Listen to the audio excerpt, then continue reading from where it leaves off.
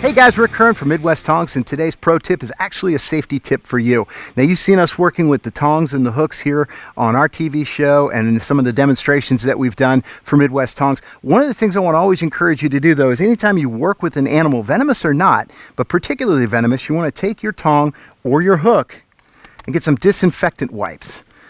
Anytime you encounter a snake, all you want to do is get a good disinfectant wipe and just wipe this tool completely down, especially anywhere that came in contact with a snake.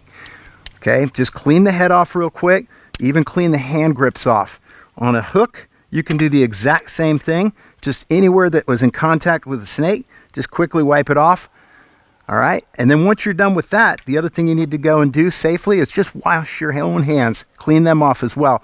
The reason for that is a lot of times when these hooks or tongs are inside of our car, whatever end is closest to me is the end I'm going to grab. So if I see a snake or an animal that I need to work with, I may reach in and grab it just like this. Well, I've then got venom on my hands or any type of contaminant from that animal. Well, what happens? Oh, I'm sweating. I wipe my eye. I might wipe my mouth or something like that.